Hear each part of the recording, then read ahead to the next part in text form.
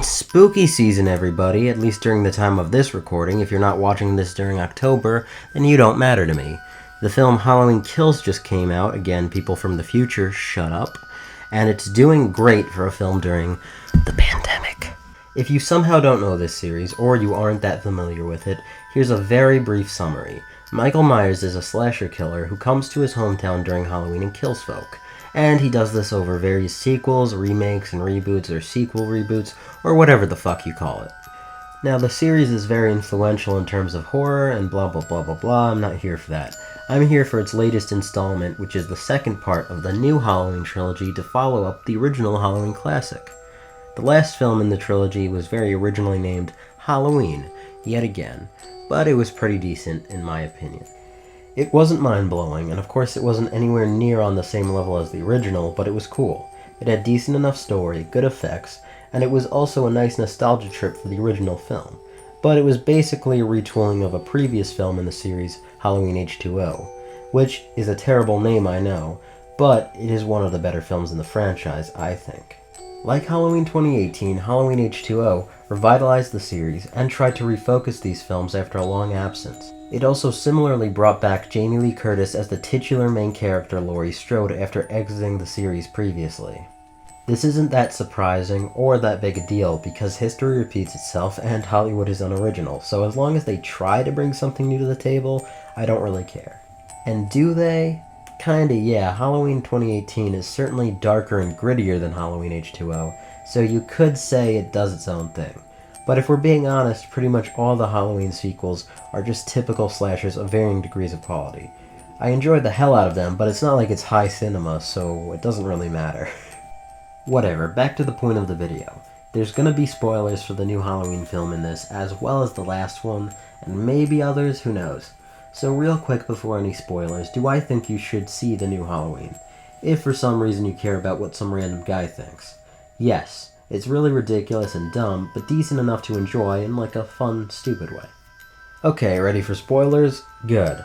So, Laurie went all Rambo on Michael in Halloween 2018, and she and her family fought Michael and left him to die in a burning house. And good job on that movie for having perfect sequel bait. If the movie flopped, cool, they killed Michael.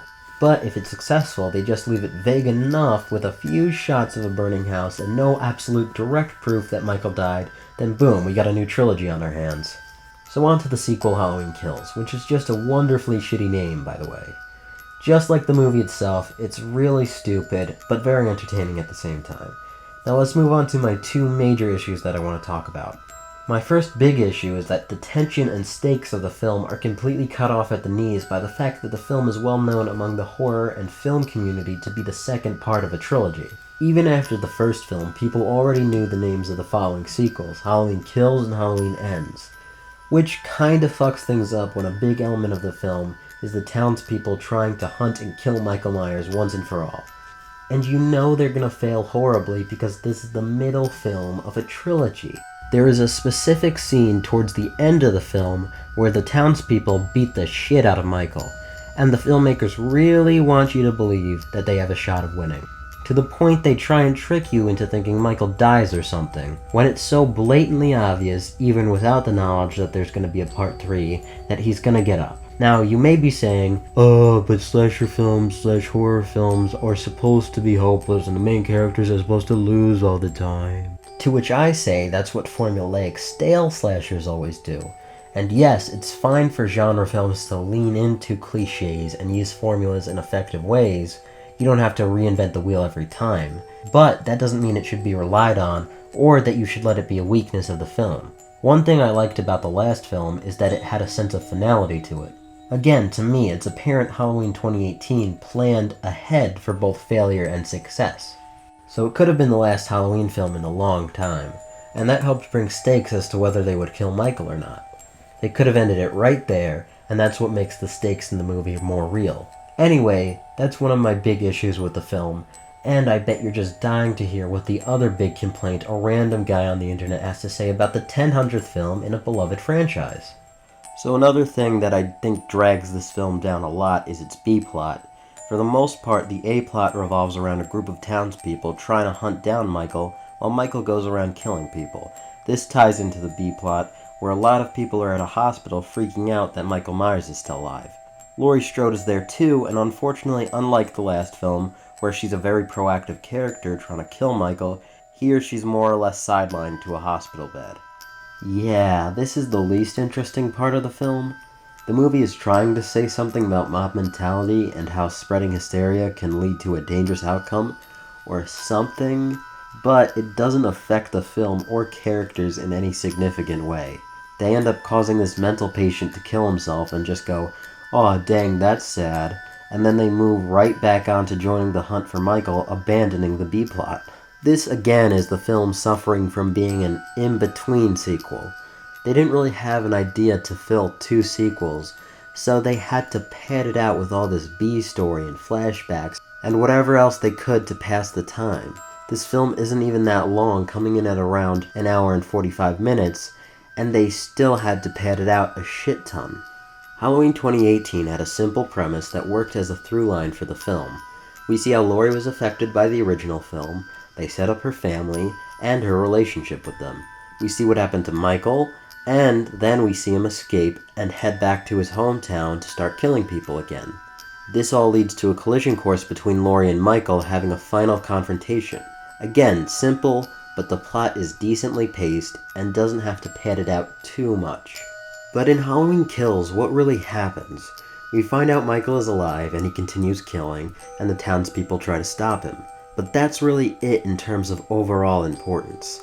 The rest is just BS B-plot. BS plot, if you will.